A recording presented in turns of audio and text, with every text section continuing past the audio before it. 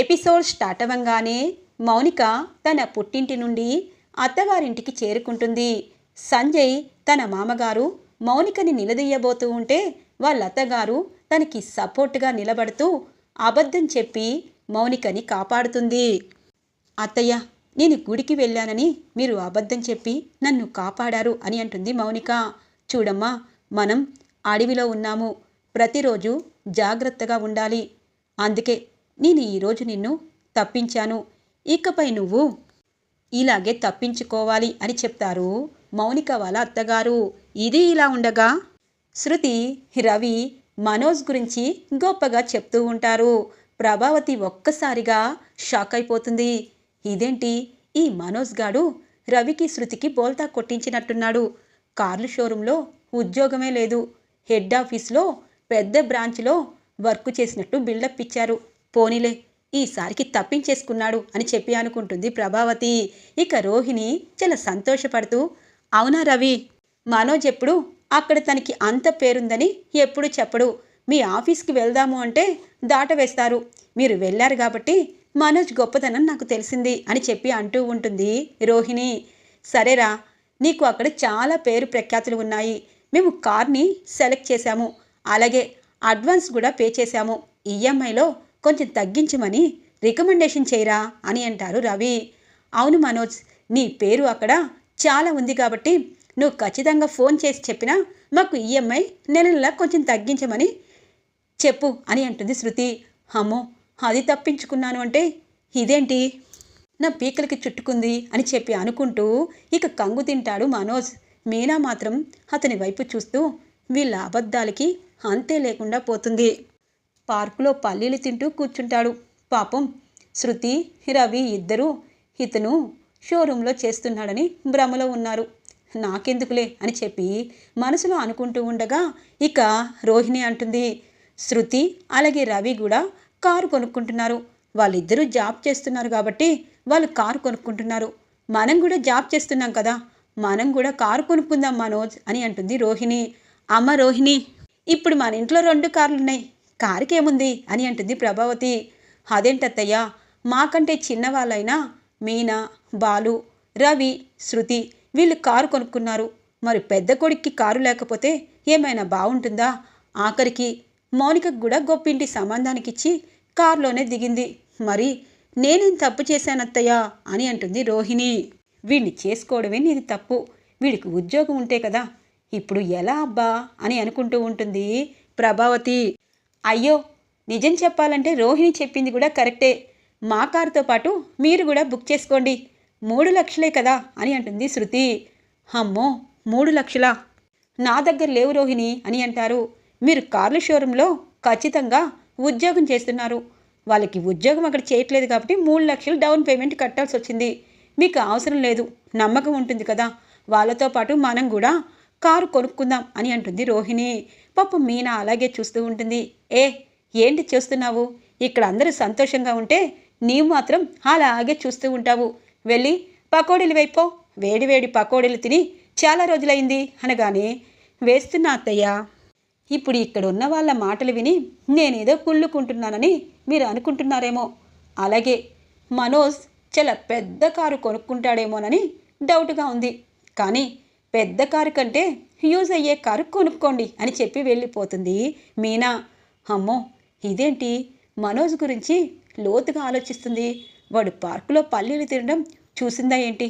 ఒకవేళ చూస్తే ఆయనకి చెప్పేస్తుంది, బాలుకి చెప్తుంది. అప్పుడు ఇంటి నుండి బయటికి గెంటేస్తారు. లేదు, అర్జెంటుగా మీనాని బాలుని ఇంటి నుండి బయటికి పంపించేస్తే అప్పుడు నేను హ్యాపీగా ఉండొచ్చు. ఈ మనోజ్ గాడు వారం రోజుల కల్లా ఒక ఉద్యోగం సంపాదించుకుంటే ఖచ్చితంగా ప్రాబ్లమ్స్ అన్నీ క్లియర్ అయిపోతాయి అని చెప్పి అనుకుంటుంది ప్రభావతి. నైట్ అవుతుంది. ఇక మీనా అంతా పని చేస్తూ ఉంటే బాలు వస్తారు. అందరూ నిద్రపోయాక కూడా నువ్వు మాత్రం పని చేస్తుంటావు మీనా, ఎందుకు? రేపు పొద్దున కూడా నువ్వే చేయొచ్చు, పద వెళ్దాము. ఇంతకీ భోజనం చేశావా అనగానే, భోజనం చేశానండి, ఈ పని కూడా రేపు పొద్దున చేయాలి. అదే ఇప్పుడు చేసుకున్నాననుకో రేపు పొద్దున తక్కువ పని ఉంటుంది అనగానే, సర్లే, ఈ తెలివితేటలకేమీ తక్కువ లేదు, నీకు నేను హెల్ప్ చేస్తాను అని అంటాడు బాలు. నువ్వు హెల్ప్ చెయ్యి. ఈవిడ గారు పొద్దున్నుండి సాయంత్రం దాకా చేసిన పనే చేసుకుంటూ అందరికీ పని చేసినట్టు కలరింగ్ ఇస్తుంది అనగానే, అవునా, నువ్వు కూడా అలాగే చేయొచ్చు కదా లక్ష్యావతి అని అంటారు బాలు. నేను అలా చెయ్యనురా, ఎందుకంటే ఏమైనా ఉంటే ముఖానే చెప్తాను అనగానే, అవునత్తయ్య, మీరు అబద్ధాలే ఆడరు, ఎప్పుడూ నిజాలే మాట్లాడతారు. అలాగే మీ మనోజ్ గురించి కూడా చాలా నిజాలు మాట్లాడతారు. ఏవండి, మీకు తెలుసా, మీ మనోజ్ పెద్ద కార్లు కంపెనీలో ఉద్యోగం చేస్తున్నాడు కదా, అందుకే రేపు శృతి రవిలతో పాటు వాళ్ళు కూడా పెద్ద కారు కొనుక్కోబోతున్నారు. ఆ కారులో అత్తయ్యని ఊరేగిస్తారు అని అంటుంది మీనా. ఏంటి, ఎటకారంగా ఉందా అని అంటుంది ప్రభావతి. లేదత్తయ్య, నిజమే చెప్తున్నాను, నేనేమైనా తప్పు చెప్పానా? మీరే కదా ఇద్దరు ఉద్యోగాలు చేస్తున్నారు కాబట్టి ఖచ్చితంగా కారు ఉండాలన్నది. ఇప్పుడు మీ పెద్ద కొడుకు మీ పెద్ద కోడలు కూడా పెద్ద కారు కొనబోతున్నారు. ఏవండి, మనం కొన్న కారు రెంట్కే తిరుగుతుంది, వీళ్ళు మాత్రం హ్యాపీగా దానిలో ఎక్కి ఎంజాయ్ చేస్తారు అని చెప్పి అంటుంది మీనా. సర్లే మీనా, వాళ్ళు కార్లు కొనుక్కొని బంగ్లాలు కొనుక్కొని నువ్వు మాత్రం ఇలా పని చేస్తూ ఉంటే వీళ్ళకి నోర్లు ఇలాగే పెరుగుతాయి. ఎక్కడ పని అక్కడ ఆపేసి రా అని చెప్పి తన్ని పైకి తీసుకువెళ్ళిపోతారు బాలు. వెళ్ళు వెళ్ళు, రేపు పొద్దున నువ్వే చెయ్యాలి కదా అని చెప్పి ప్రభావతి మూతి 3 సార్లు తిప్పుకొని ఇక హాల్లో నిద్రపోతుంది. ఏంటండి, సగం పని చేసి ఆపించేశారు అనగానే, మిగతా పని రేపు మా అమ్మ చేస్తుందా, ఆ పార్లమ్మ చేస్తుందా, లేకపోతే ఆ శృతి చేస్తుందా? నువ్వే చేయాలి కదా, రారా, నీకొక విషయం చెప్పాలి, నువ్వు హ్యాపీగా ఫీల్ అవుతావు అని అంటారు బాలు. ఇదిగో డబ్బులు అని అంటారు బాలు. డబ్బులా, నాకెందుకు ఇస్తున్నారు అని అంటుంది. ఇంకా నువ్వు పిచ్చిగానే ఆలోచిస్తావు, ఈ డబ్బులు బంగారం కోసం. ఫస్ట్ నువ్వేం చెప్పావు, సూత్రాలు అలాగే బంగారు చైను అన్నావు, తర్వాత నల్లపూసలు అన్నావు. ఈ రెండింటికి కలిపి దాస్తున్నాను అని అంటారు బాలు. అవునా, మీరు ఎక్కువగా కష్టపడుతున్నారా అని అంటుంది. అయ్యో, ఇప్పుడు నేను కష్టపడింది ఎందుకు, నీకోసమే కదా. ముందు ఈ డబ్బులు పక్కకి దాయి, నెల రోజుల్లో ఈ డబ్బులు చాలా అవుతాయి, తర్వాత కొంచెం కలుపుకొని అప్పుడు వెళ్దాం షాప్కి అని అంటారు. నా కోసం మీరు ఎంత ఆలోచిస్తున్నారు, కానీ మీరెందుకో బాధపడుతున్నారు. మౌనిక సంతోషంగానే ఉంది కదా, ఇంటికొచ్చింది, వాళ్ళ అత్తగారు వాళ్ళ మామగారు తన్ని బాగా చూసుకుంటున్నారని చెప్పింది, ఇంకా మీరు బాధపడుతున్నారు కదా అని అంటుంది మీనా. అవును మీనా, ఈ ఇంట్లో నీ పరిస్థితి చూసినప్పుడల్లా నాకు మౌనిక గుర్తుకొస్తుంది. ఎందుకంటే నిజం చెప్పాలి అంటే కోరి కోరి చేసుకున్నారు, ఎక్కువ ఉన్నవాళ్ళు అనుకున్నాం. తన భర్త శాడిస్ట్ అని తెలుసు, ఇప్పుడు తన భర్త బాగా చూసుకుంటున్నాడని తెలుసు, కానీ ఏది ఏమైనా లేని వాళ్ళంటే ఉన్న వాళ్ళకి చులకన కదా.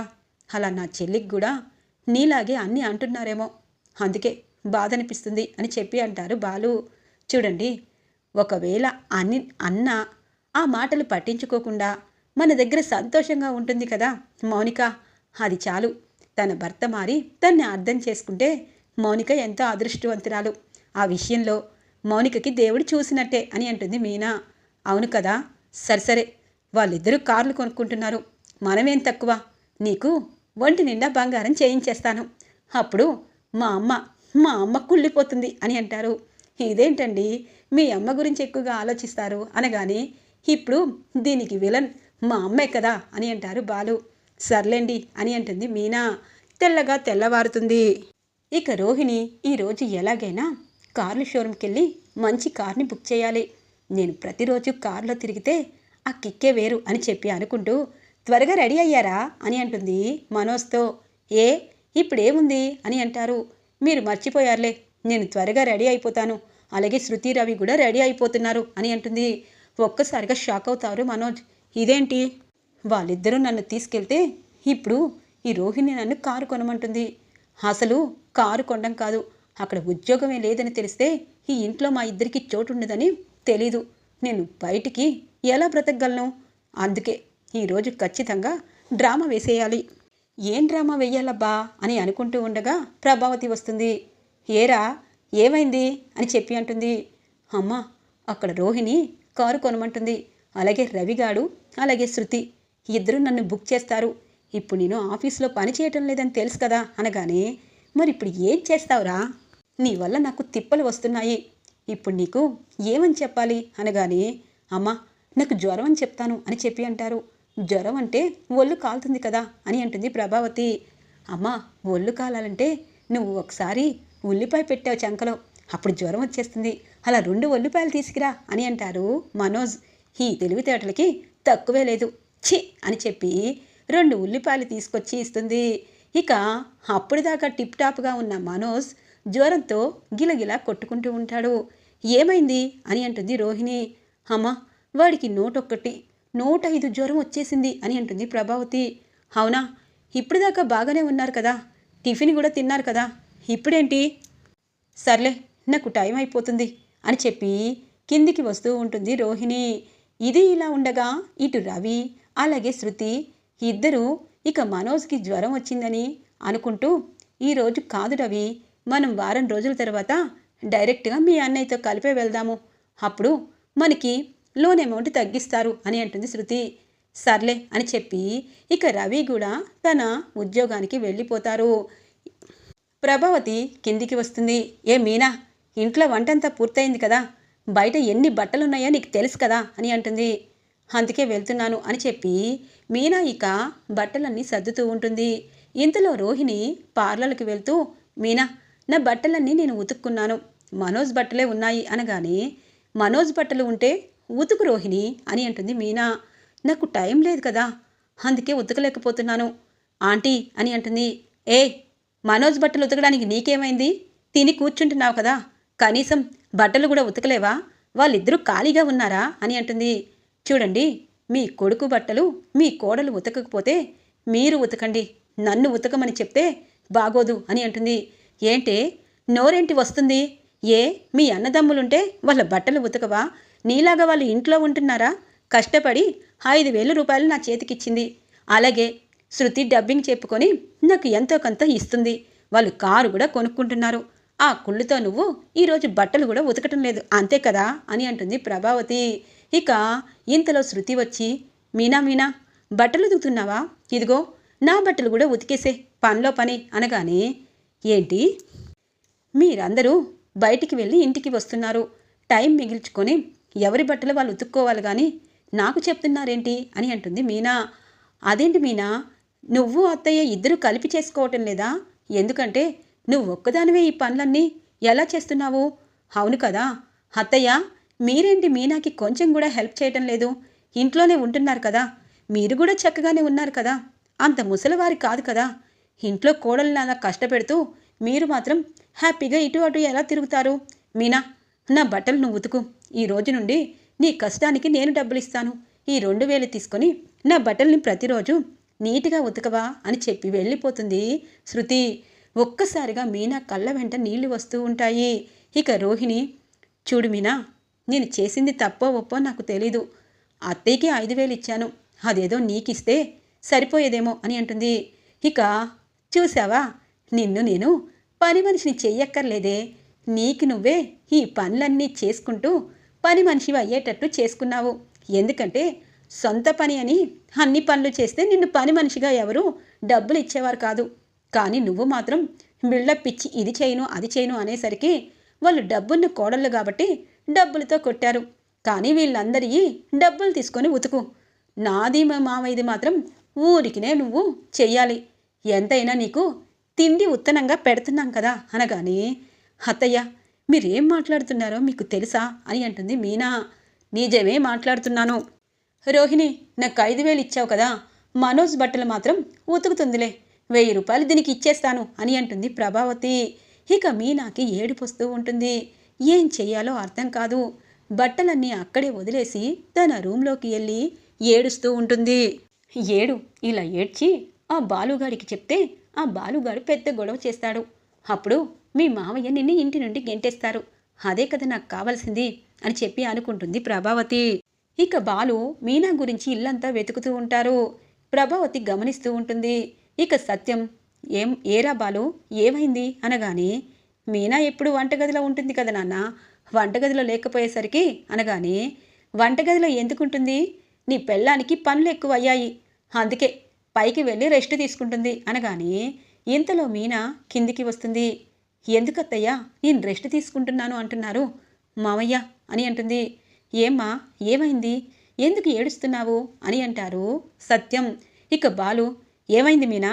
ఈ లక్ష్యావతి నిన్నేదైనా అనిందా? లేతే పార్లరమ్మ అలాగే శృతి బట్టలు ఉతకమందా అనగానే, వాళ్ళు ఉతకమన్నందుకు నాకు బాధగా లేదు. ఈ ఇంట్లో పూర్తి పని మనిషిగా చేసేశారు.